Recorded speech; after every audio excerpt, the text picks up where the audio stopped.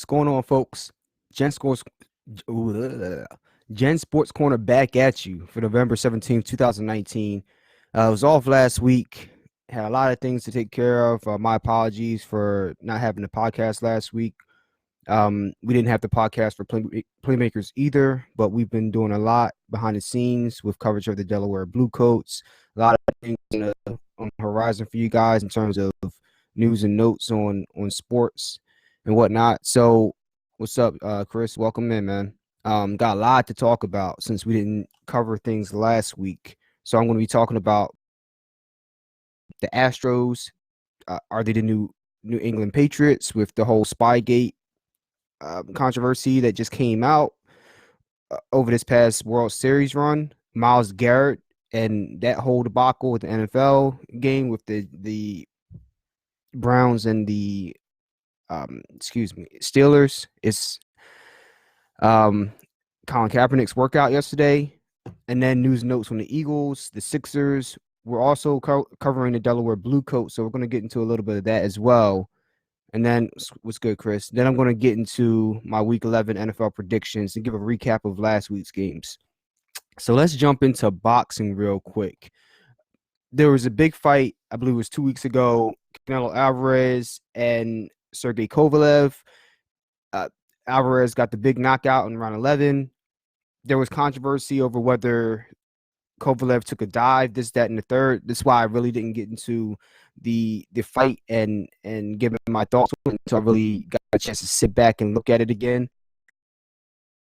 Did he maybe take a dive? He might have, but I still thought that Canelo fought well for a guy that's pretty small for a light heavyweight. So either way, I thought it was a good look for Canelo Alvarez. He's going to move back down to 168, and we'll see what he does from there. And then briefly looking at the upcoming fight this week between Deontay Wilder and Luis King Kong Ortiz, the rematch. Fight 2, the first one was a barn burner.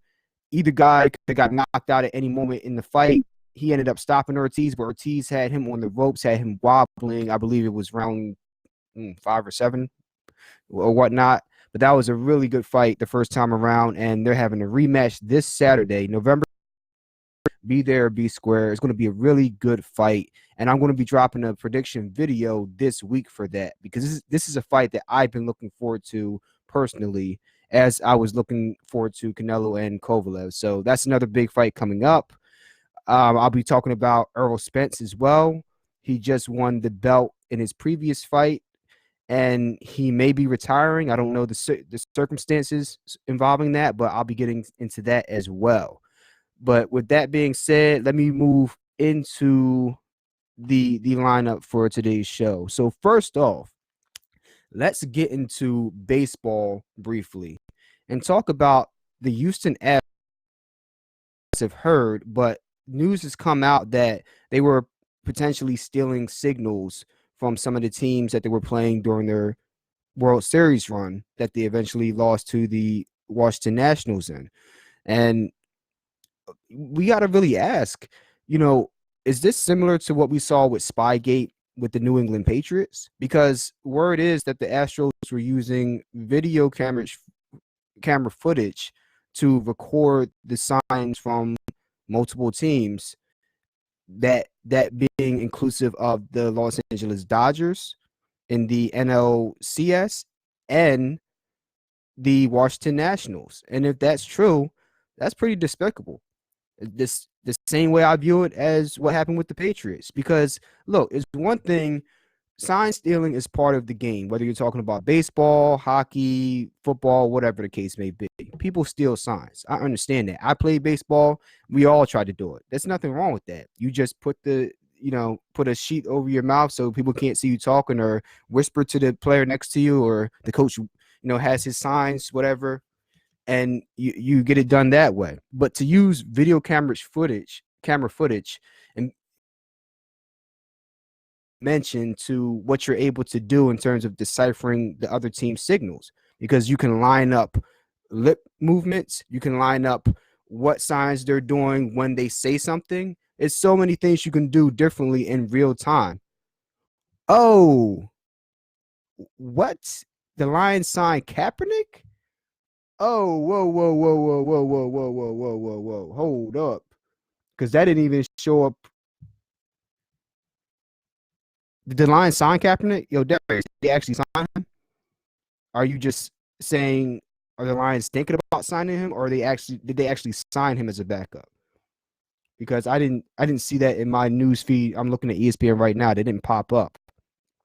Leave that in the comments below if they actually did sign Cap. I'm going to look it up now as I'm talking. But yeah, back to the Astros, and this is for all you football fans as well. What do you think about that? If they're using video cameras to actually record signs, like that's if I was a Dodgers fan out there thinking about it, okay.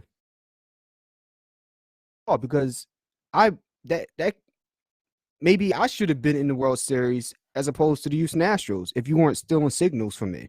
If I'm Clayton Kershaw, if I'm those guys out there, like I would be pissed. But that's just my thoughts. Let me know what you guys think of that. I don't know how many baseball fans are in the forum, but regardless of what the sport is, I would be kind of pissed off. Let me know what you guys think. Now let's jump into football. Let's talk about what has been the new big storyline this whole week. Myles Garrett taking off Mason Rudolph's helmet, the quarterback for the Pittsburgh Steelers, and swinging it overhand like a battle axe to try to hit Mason Rudolph in the head, as Mason Rudolph's offensive lineman is trying to separate the two. That shit is unacceptable. And for any of you that have played football, there's an unwritten rule. And me and 007 were talking about this on the way back from the Delaware Bluecoats game, along with Chris DeCash. And look, there's a certain you don't cross. You're taught that, if you have your helmet on, go ahead, let them fight. As soon as the helmets come off or one person's helmet comes off, you get in there to break up the fight. You don't let it progress behind that.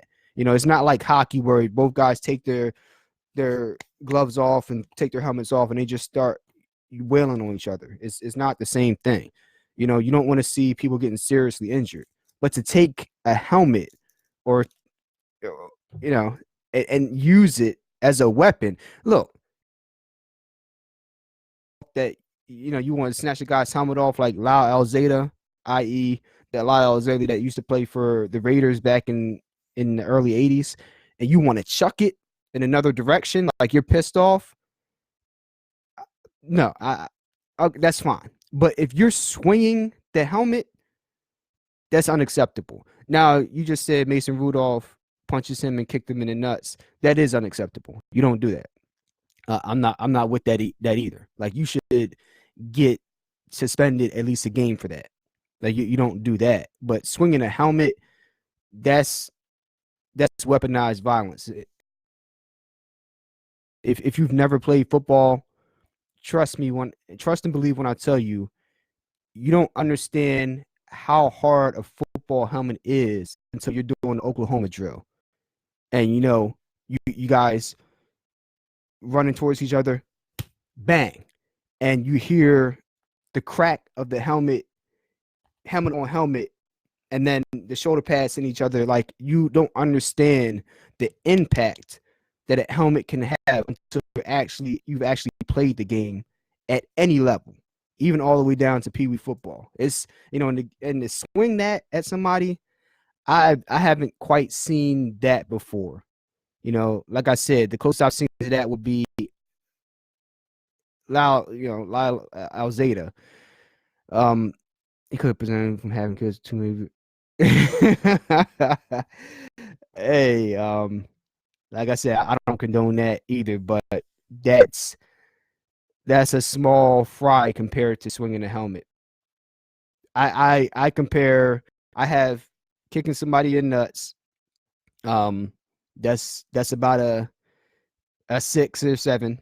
Then you have stepping on somebody's head like Albert Hainsworth. That's like a 9.2, and then you have swinging a helmet at somebody like a 9.3. Like those first two, man, they're pretty rough.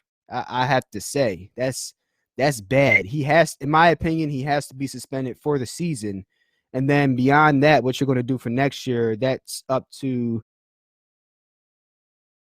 and the commissioner and his discretion. But I don't see how you could, if I'm his teammate, I wouldn't want him on the field with me because I can't trust you emotionally to keep your stuff together when you're angry. Somebody comes at you sideways, you have to know how to retaliate in a manner that's not going to get you suspended from the game and put your team at risk for losing it. Fortunately, they were up by what? I mean, you don't do shit like that. I, you look at the reactions from guys that are in the league and that are currently just looking at it from their TV. James Harrison was an extremely aggressive player. Obviously, he's a former Steeler, so he's going to feel a certain type of way. But I mean, like he's like, yo, there's no place for that. And I've seen James Harrison do borderline dirty stuff, but like nothing like that. Mike Wallace sitting watching on the TV. Just that's a line you don't cross. I mean, kicking somebody in the nuts, you don't cross that line either. Like I said, you should get one or two games for that. But swinging a helmet, that's completely out of pocket. I just haven't seen that before. You don't do stuff like that. I wouldn't want him on my team. I believe that he will get another opportunity moving forward. He just has to show that he's trustworthy. He's not going to do stuff like that again, man. And right now, the NFL is deciding what punishment they're going to give to all parties. What's up, Charlotte? Good morning. All parties involved by Wednesday. That's when an appeals ruling is expected. And Myles Garrett is appealing his decision to be suspended indefinitely. And that right there shows me that you're not remorseful for your actions, irrespective of what happened on Mason Rudolph's behalf. Not saying that he was right, but what you did was heinous. That's assault. Like, you don't do shit like that. Like, even hockey players, like it's equivalent. What he did in football is the equivalent of somebody swinging a high stick in hockey, like somebody getting cross-checked in hockey. I saw this happen to Evgeny Malkin when we were playing him. The Flyers were playing the Penguins, and this dude got so mad. I think he got cross-checked by Konechny, and he turns around and flings his hockey stick up high. I think it might have hit Konechny on the side of the helmet. But imagine if that went up under his visor and took his eye out. Like, dickhead move. Like, that's the level that what Myles Garrett. That's the comparison. You don't do stuff like that. He's fortunate he hit him with the bottom of the helmet, because if he hit him with the crown of the helmet, that could have really took a wicked turn. But the fact that he's appealing this decision just shows me that he doesn't get it. It's look, you should be showing some humility and actually taking some responsibility for your actions, not appealing the decision, man. If they wanted to suspend you for all of next season, then yeah, you can appeal that shit. But this season, nah, man, you don't do stuff like that, man. You got to take that punishment like a man and just show your teammates first and foremost that you're not going to be a liability when you're out on the field with them. I mean, as long as he does that, his talent is going to supersede whatever, I guess, things that he does wrong on the field, but you can't take it to that level. So we'll see what happens with that. I'll give my thoughts as that situation progresses. Let me know what you guys think in the comments below. Darius, thanks for tuning in and engaging in that conversation with me. And I'm going to move right on to the cap. Is next on the list, and what you mentioned. Now he threw for 18s, and he quote unquote was telling the NFL to stop running. Now that the circumstances surrounding this, he had a 40-minute workout. He actually had I think it was a private workout. They were originally supposed to have it at the Atlanta Falcons facility. The NFL. Now, my thoughts on this. Let me know what you guys think. Whether this was originally a sham of a workout, or whether this was a legitimate workout to give him a chance to showcase his skills to the 32 teams in the NFL. Because the way I see it, the NFL for 3 years have been quote unquote blackballing him, not giving him a chance. And especially with the collusion case and the circumstances surrounding that with him and Eric Reed, they really weren't going to give him a shot to get back into the NFL in any capacity. But just recently, they informed him that they would be willing to give him a workout this Saturday that just passed yesterday. And they notified him of that. I believe it was 4 days in advance. So I believe it was Tuesday. So he said, okay, Tuesday, bang. We are giving you the chance to work out for the 32 teams that will have representatives at this workout. Set up the workout. I believe it might have been Joe Philbin, and I can't remember the other person, but the NFL had their crews in place, and I guess they said they were going to send out footage to Kaepernick and give a copy to all 32 teams. And this is the way I see it.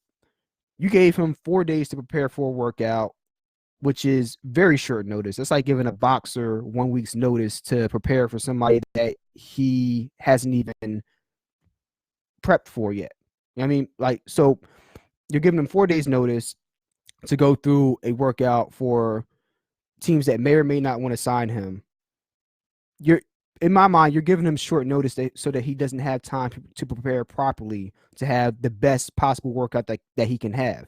So I'm pretty sure he probably had his own workout in mind, and at the last minute, he switched the location, which I'm fine with. I'm not sure that's going to help his chances, but if the NFL wants to try to dick him over, for lack of a better term, with a short notice workout, well, he's like, well, I'm going to change the location. I'm going to have my own film crews, and I'm going to have my own people that I'm going to pick the field and the setting that makes me comfortable, not what makes you comfortable to give me on short notice. What's up, Ryan?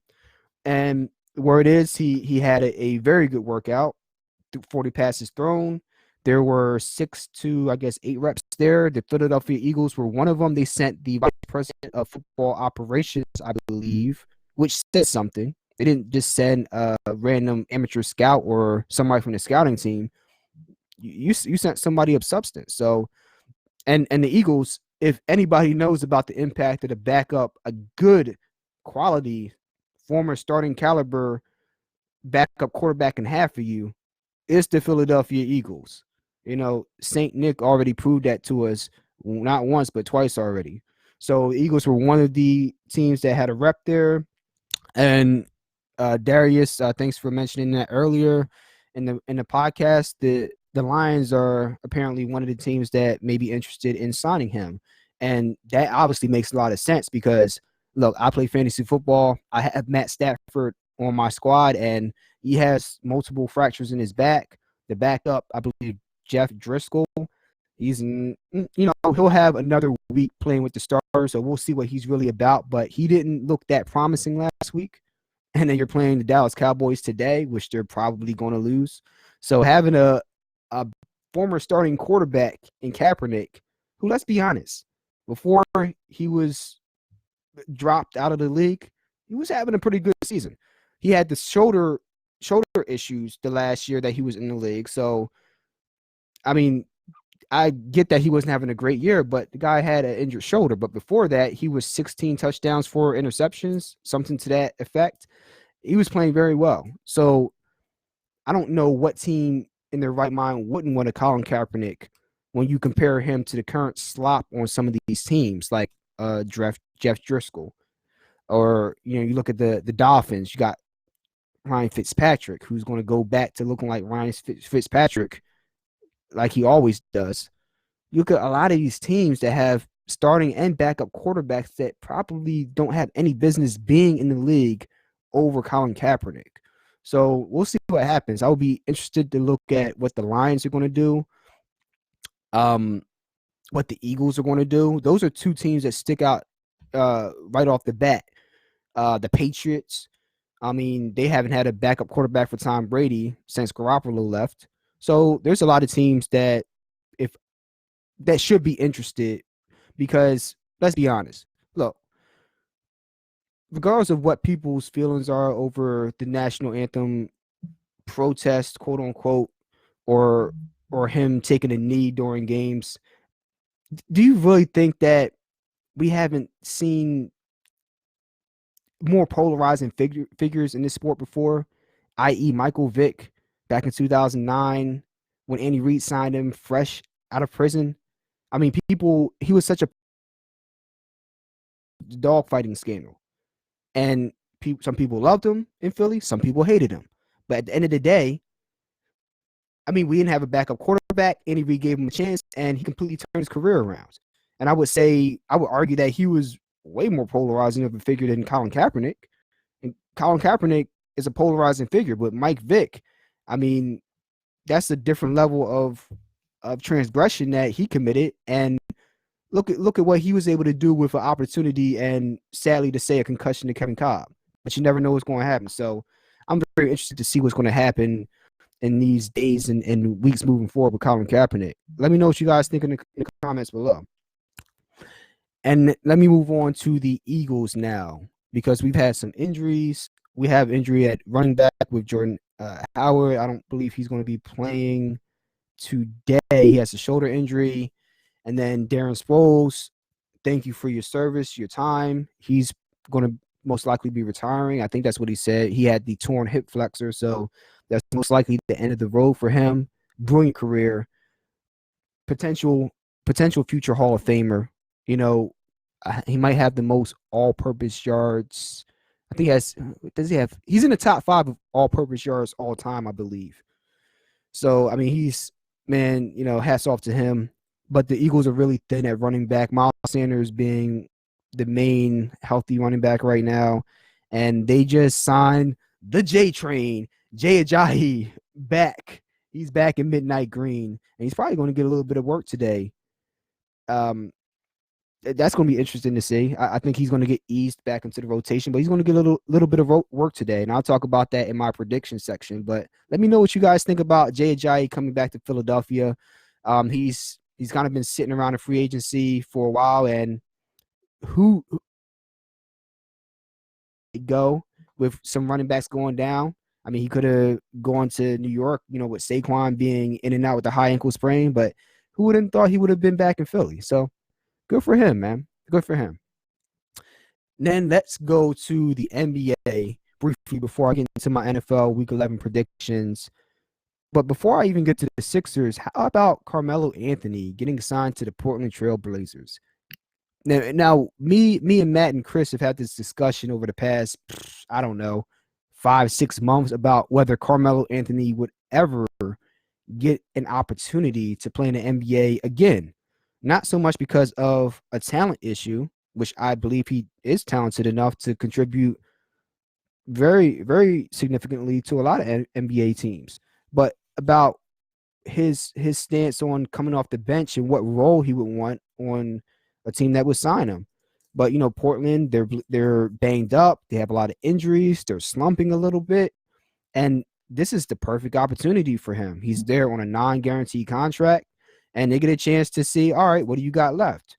Show me something. If you show me something, bang, that could be another contract for 2 or 3 more years for Carmelo Anthony. I'm very happy to see him back in the league. I think it's awesome. I think it's great, and I hope that he's able to add to his legacy and change the narrative about who he is as a player and as a person in terms of selfishness and how he wants to be remembered as a teammate. I hope he really comes out and makes noise and makes a statement. So let me know what you guys think about that. And then on to the Sixers. We've been struggling. These past five games. Past 5 games. The 3-point shooting has been erratic. The team has been inconsistent with the free throws. And look, I still like him as a coach, but he has a lot of questions he has to answer for me. He does. The in-game adjustments, the in-game decisions, the late-game decisions, or lack thereof. I don't like what I'm seeing. At the end of the game, who's drawing up a good play? Is it Brett Brown? Is it the assistant coach? Where is it coming from? Because I'm not seeing it. I need to see better. Furkan Korkmaz getting 20 minutes a game. That's not the guy for that. He has. That's not what he needs to be getting. He shouldn't be your number 1 3-point scoring option. That's not who he is. And if he is, that's a problem. and we're seeing it manifest in the games that we're watching, at least the games that I'm watching. If you're seeing the same games I am, Tobias Harris been really streaky with the shooting. It seems to have turned it around these past 2 games. But the key narrative here is the inconsistency with this team. So I need to see them really turn it up tonight. They're going to be playing the Cleveland Cavaliers tonight, I believe, if I'm correct. Let me double check that. And the Cavs today at 3 o'clock. I need to see something. They're favored by 7 points. They need to go out and really put work on this team. I need to see that. And I'm gonna use that into he has been a little disappointing. And me and the guys at Playmakers were talking about this. Is the $180 million contract, is that pressure really getting to him to perform for this team? He's never had the spotlight on him like that. You didn't have the contract in LA with the Clippers, but even if you did, that's the Clippers. That ain't the Lakers. That ain't the Sixers. That ain't the Knicks. That ain't the Celtics. You get what I'm saying? Like when you're under the spotlight and then you throw a big contract on top of that, it brings a lot more attention to you and puts a lot more pressure on your plate. So I want to see him show up and show out like he has the past 2 games and really take that leadership role. He has been disappointing, but I believe he can turn it around. And we'll see. We'll see moving forward. I need to see Ben start taking some jump shots though. Not the baby hooks, not the sky hooks, not the layups to the rim. We know you can do that. I don't need to see you shooting 11 3-point pointers a game like Steph Curry. I don't need to see that either. I need to see at least one though. At least 1 to 2 attempts a game. I need to see that. But I need to see more jump shots from 15 feet and out. When you're coming down the court in transition, when you come down the half court set, I need to see Ben start getting some plays running for him and taking some shots off screens, little things like that. I need to see that. All right. With that being said, that's the perfect segue into the Delaware Bluecoats, who we were covering the Cleveland Cavaliers G League team. So the Cavs are in town. So the G League team came here and bought out against the Bluecoats. They had a good game. The Bluecoats have some things that they could improve upon, but all in all, I still like what I've seen out of the team. There were a lot of guys that were sitting. And truth be told, I don't know what the separation is between the Cavs G League team and the starting lineup. But either way, I need to see Philadelphia show me something against this Cleveland this set of Cleveland squads. But yesterday at the G League game, I saw some good things, some not so good things. But the main consistent trend here is that we have some very good guard play in the G League that may be useful for the big squad back at the Wells Fargo Center. And one of the players, Myles Garrett, who we got to see firsthand down there the past two games, really lighting it up. There were a lot of starters sitting this game last night, but Shayok wasn't one of them. He wasn't even in the building, which makes me think that maybe he might have got called up. The dude dropped like 41 points in the last game. Like he's a guy that can get to the net and score at will. And he knows how to create his own offense. And that's something that the Sixers are lacking. So I wouldn't be surprised if Myles Garrett got called up and you see his name on the roster today versus the Cavaliers. And this is the great thing about being able to cover these G League games, because you get to see all of these guys that are playing at the lower level and seeing where the bright spots are for this team and what's in the farm system. And that's insight that you don't necessarily get from a lot of these big media networks like Comcast. Like they'll tell you here and there, like, okay, a guy from the practice squad for the Eagles is looking good, or a guy from the Delaware Bluecoats is looking good for the Sixers, but you don't get to see them up close and personal. You don't get a lot of footage on these guys. So getting to cover the Bluecoats has really been a enlightening opportunity and gives you insight on what options the Sixers really have to fill the deficiencies on the main squad with some of these guys in the farm system with the Bluecoats. So, Myles Garrett, that's one guy. We saw Jonah Bolden down there last night, long on the court with any of those guys. Like he just stood out. And there's no disrespect to anybody on the court from either team, but he just looked like an NBA player. Like, he looked like the guy that we saw play 40 plus games for the Sixers last year and be productive in the playoff stretch. He looked very good. I think he's probably down there on assignment, possibly for an injury. But he looked very sharp. He looked very good. He was balling out.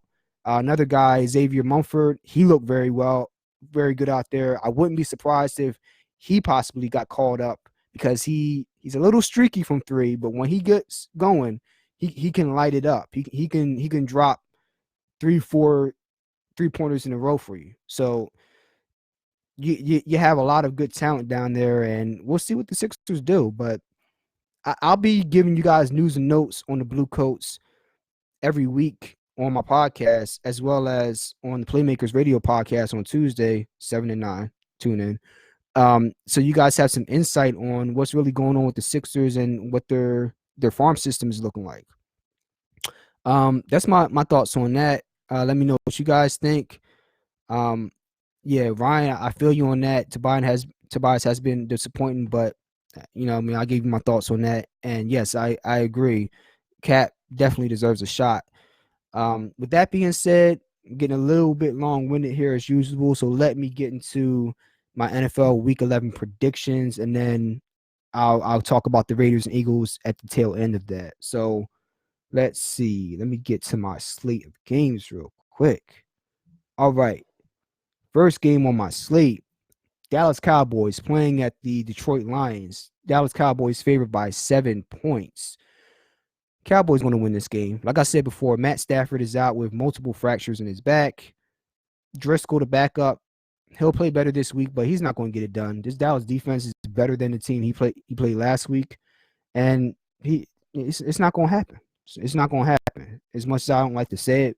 Now, I think Dallas might win by 10. Irrespective, Dallas is going to win. So I need them to lose, but they're going to win. That's fine. Dallas is going to have a tougher schedule down the stretch than we are, and we're going to see them in about I think 3 weeks now. So yeah. Next on the slate, Jaguars playing at the Colts. Colts favored by 2.5 points. Jacoby Brissett back in the lineup, starting at quarterback. I have the Colts winning this game. The Jaguars, they're going to be better, though, because St. Nick is back. So I think the Colts are going to win this game, but it's a coin toss because Nick Foles, he's going to bring you some things that the mustache, their backup quarterback that's been starting in place of Nick Foles, he's going to bring you some things that the mustache can't do just because he's a rookie. Nick Foles got that experience. I'm going to go with the Colts because their defense, I think, is going to be able to help them win this game, but I think it's something to pay attention to. See how Nick Foles looks coming back off injury. We'll see what's up. Next on the docket, Bills versus the Dolphins. Bills playing in Miami, favored by 7 points. Bills going to win this game. I don't know if they're going to win by a touchdown, but I think they're going to win this game, in my opinion. Next on the docket, Broncos playing at the – damn, I don't know if they're going to cover the spread, but they going to beat the Broncos. Vikings going to beat the Broncos. It's just about what the score is going to be, in my opinion. Now, Stephon Diggs is out, but let's be honest. Kirk Cousins isn't really passing the ball to Stephon Diggs that much. He's dumping it off to Dalvin Cook. It's drop back, 1-2, look at Thielen, look at Kyle Rudolph. Oh, where's Dalvin Cook? That's what he does. That's what he's been this year. So this by how much they're going to win, I don't know, but I got the Vikings winning this game at home.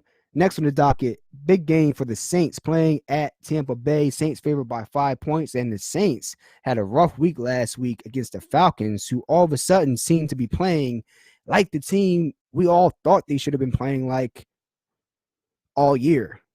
So who knows?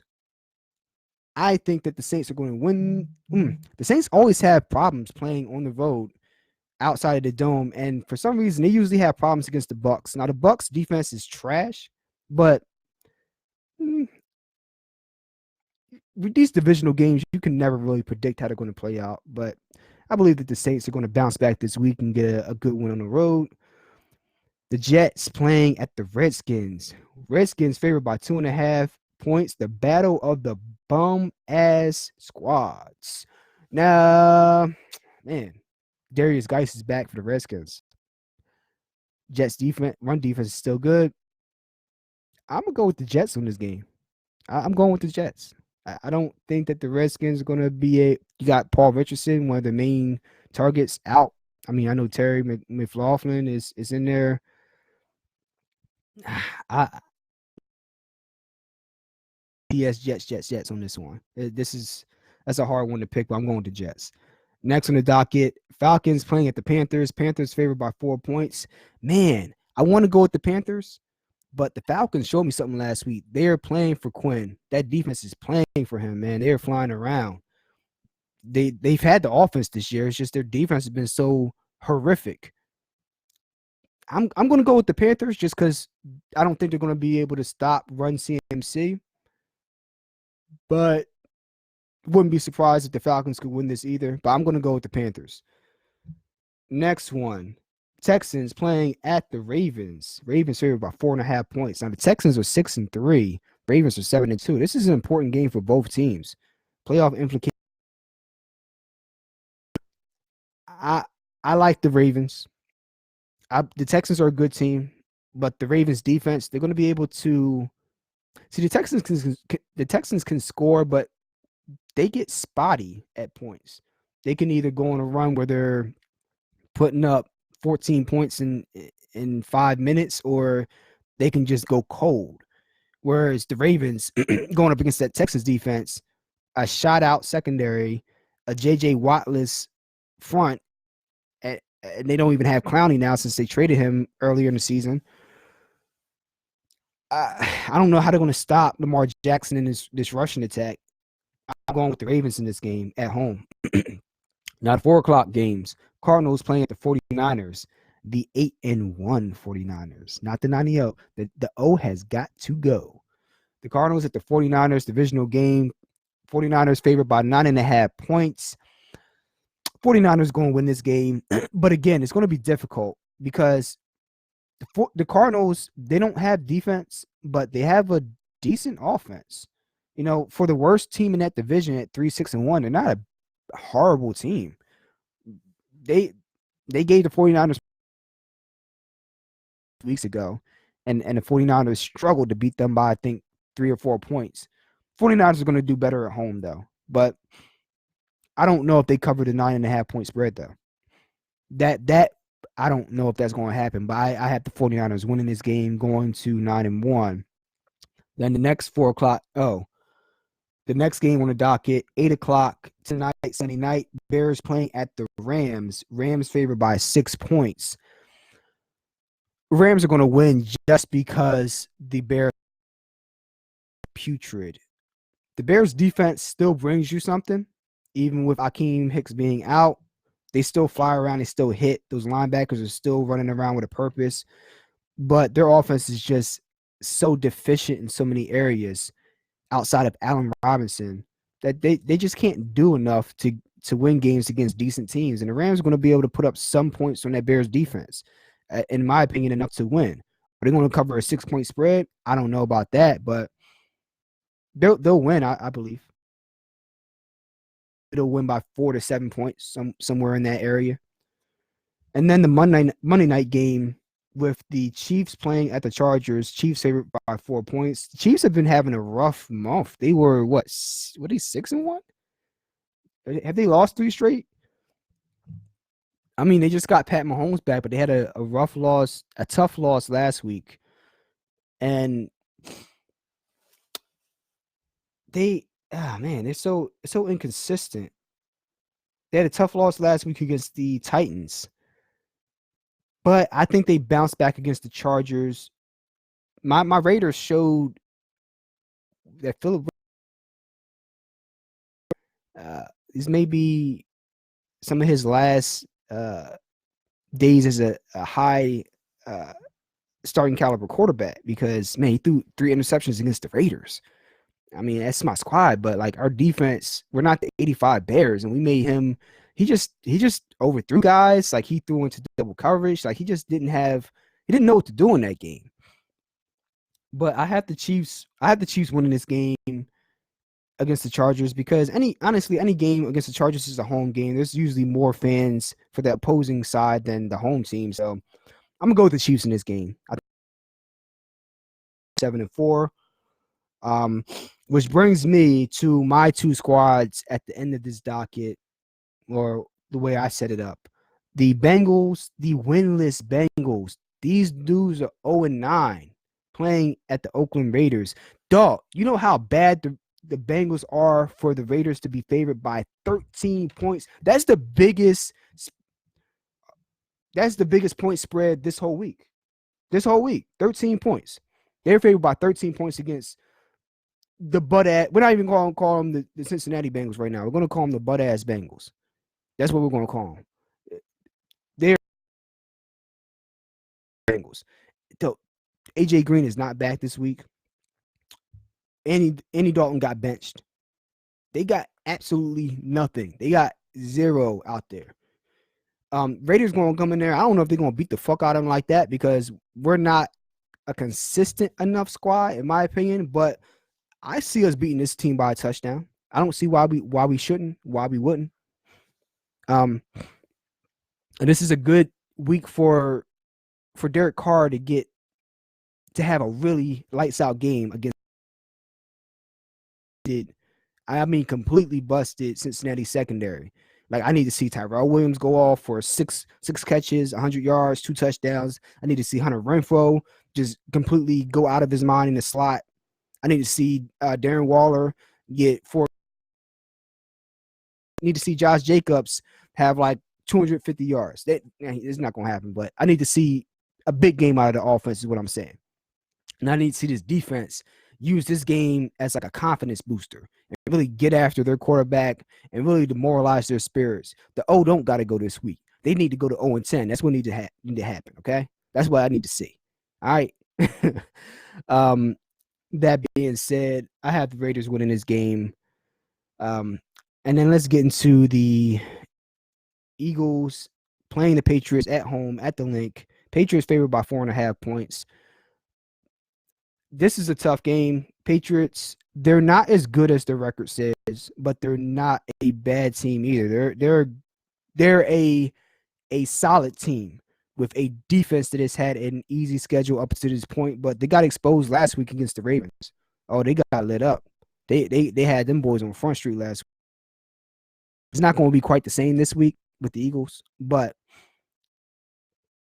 a couple things.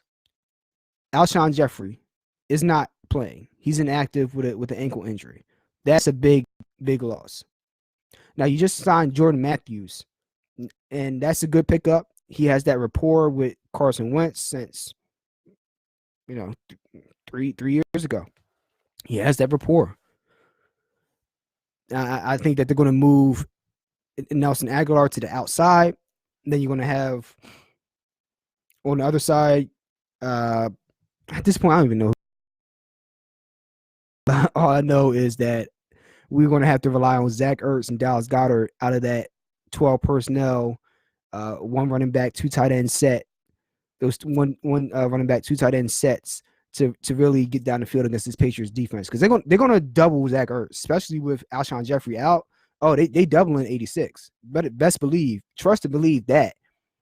That's why I'm sitting him on my fantasy squad, because they're going to be all over him. Now, whether he goes off or not, who knows? But Bill Belichick, his MO, he takes your best player, what you do best, and he removes that.